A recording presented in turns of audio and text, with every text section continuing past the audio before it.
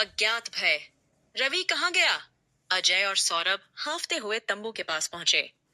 उनके हाथ पैर ठंडे पड़ चुके थे। रवि कहाँ चला गया? अजय ने कांपते हुए कहा। सौरभ ने तुरंत टॉर्च जलाकर चारों ओर देखा। नदी का पानी पहले जैसा ही शांत था, लेकिन रवि का कोई नामो निशान नहीं था। तभी पेड़ों के झुरमुट से धीमी धीमी हंसी की आवाज आई। किसी लड़की की हंसी। भूतिया एहसास। अजय और सौरभ ने तुरंत बैग उठाए और वहां से भागने की सोची। लेकिन जैसे ही वे मुड़े, उनके सामने वही लड़की खड़ी थी।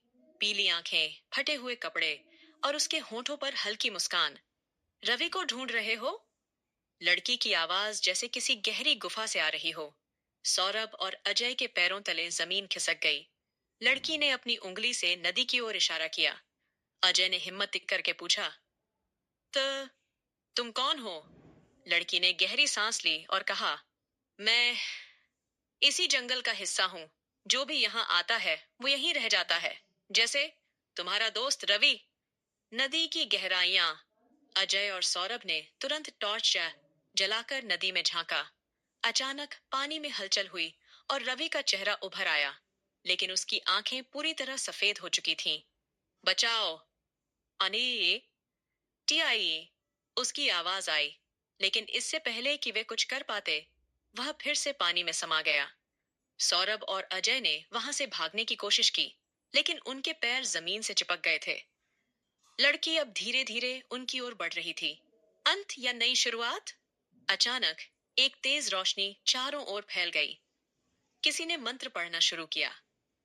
अजय और सौरभ का शरीर अचानक हल्का महसूस हुआ और वे अपने पैरों को हिला पाए। उन्होंने देखा, एक बूढ़ा साधु वहां खड़ा था, जिसने हाथ में ताबीज पकड़ा हुआ था। भागो यहां से! साधु गरज कर बोला। अजय और सौरभ ने एक दूसरे की ओर देखा और तुरंत जंगल से बाहर की ओर दौड़ पड़े। पीछे से लड़की की चीखों की आवाजें आती रहीं, लेकिन उन्होंने पीछे मुड़कर नहीं देखा। कुछ सवाल जो रह गए अनसुलझे।